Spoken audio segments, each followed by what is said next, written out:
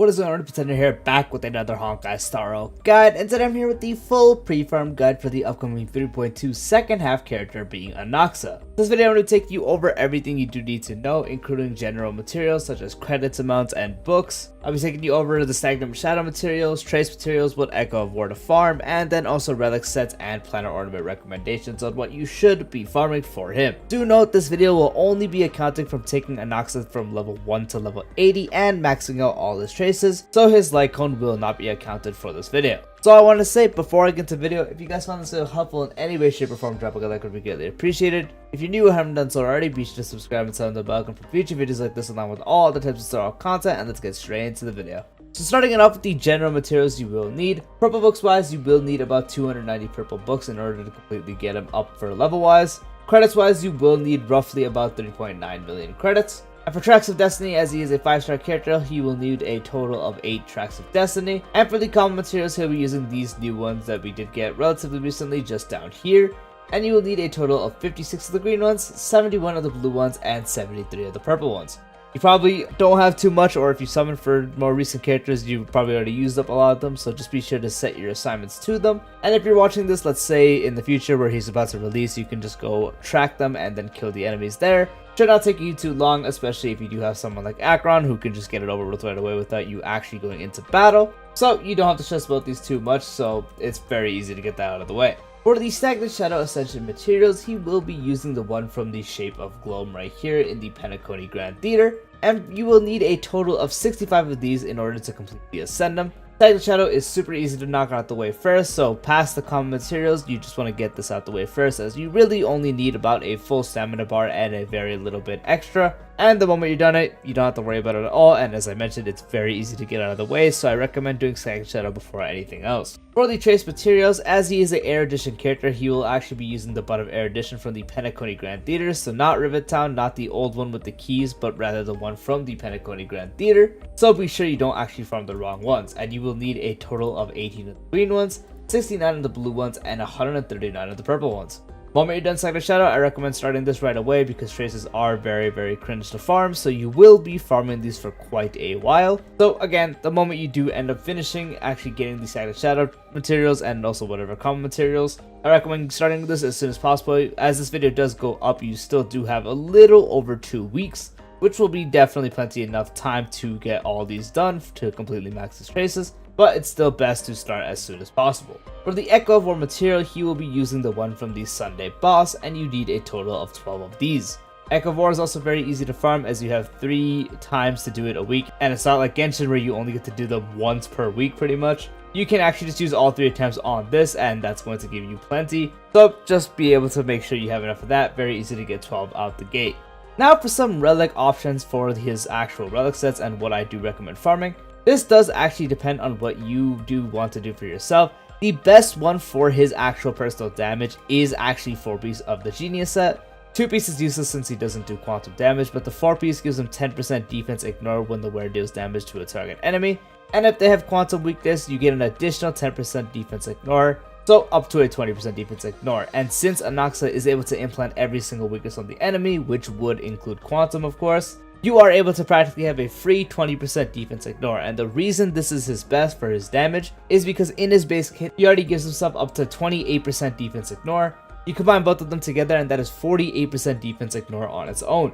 Any other sources of defense ignore will further amplify that and will increase his damage even more. And when you also pair it with stuff like defense shred, the higher the value of the defense ignore, the better it's going to be and the more damage you will deal. And so being able to get 20% from here and 28% from his base kit is why this is his best in slot for his actual personal damage. Now if you are doing specific setups for him, or you are actually running him as a sub-DPS for Herda specifically, then in that case usually the 4-piece of the wind set is the best option you can do. 2-piece increases wind damage by 10%, and since he's wind he actually will get a benefit from that.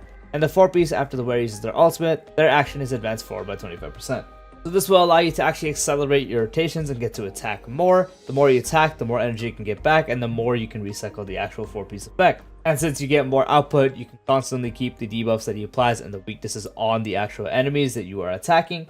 and this set usually ends up being his best as a sub DPS for the Herda primarily. It's still a set you can use as a hyper carry because it allows you to do certain setups, such as pairing it with something like an S5 D on a Harmony support, and so on. So as a actual Relic set itself, even as a hyper carry, it's a great option. As a sub DPS with the Herda, it's usually the best option you can use.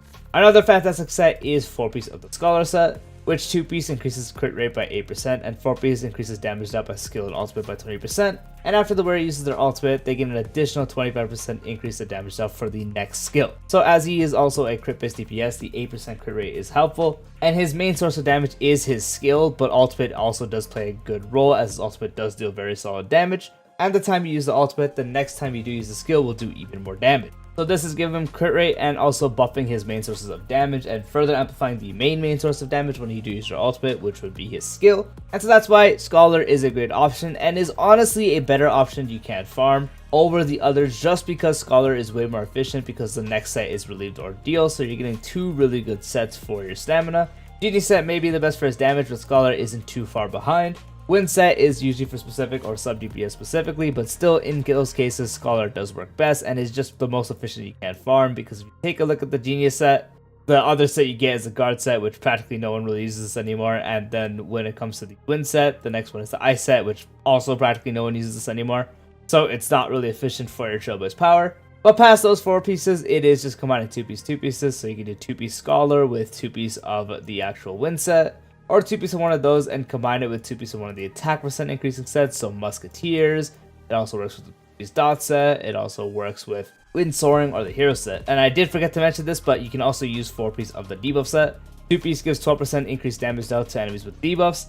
4-piece gives 4% crit rate, and wearer deals 8%/12% increased crit damage to enemies with at least 2/3 debuffs.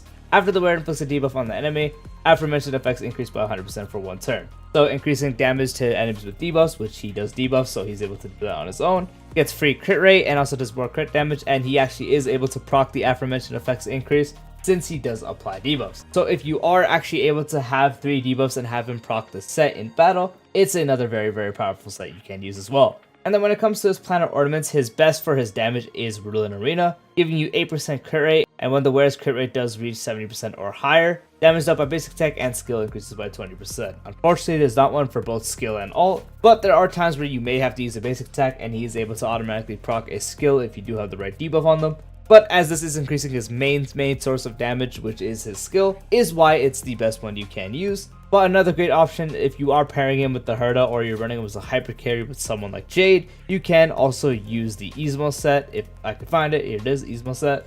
Giving 12% attack, which attack is really good on Anaxa as he has practically no sources of it. And when entering battle, if one teammate follows the same path as the wearer's crit rate increases by 12%. So in this case, someone else would be Erudition with him. If he's a sub DPS with the Herda's Erudition, or if you're running him as a hyper carry and you pair someone else that's Erudition like Jade, they would be Erudition, so it's a free 12% crit rate and a free 12% attack. And then another option you can actually use is Glamoth as well. Increases the wearer's attack by 12% as well, and when the wearer's speed is equal to or higher than 135/160, wearer deals 12%/18% more damage. 135 or higher speed is very common on Anaxa, as you do want to build them relatively fast at around breakpoint. So that is very much doable, so it practically becomes free 12% attack and free 12% increased damage. And if you are able to get to 160 speed with in-battle buffs, then it becomes that much better at an 18% increase to damage, but either or is still really good. And if you are still farming for one of those, you can also just use a Space Sealing Station piece on your way, at least until you farm the other ones. This just gives you up to a 24% increase to attack, nothing else really, but as I mentioned, he needs a lot more attack, so more attack sources is going to be a lot more beneficial, which is why this is actually a pretty solid option. It's still not better than the other ones I mentioned, but it's still one you can use. And yep, that is the full guide for Anaxa when it comes to pre-farming him. Let me know if you guys will be pre-farming him, and if you guys did find the video helpful, drop a like, would be greatly appreciated. If you haven't done so already, be sure to subscribe and turn the bell icon for future videos like this, along with all other types of Star Rail content, including all other types of guides, as well as future pre-farm guides will come out as well. That's all I wanted to say. Peace out.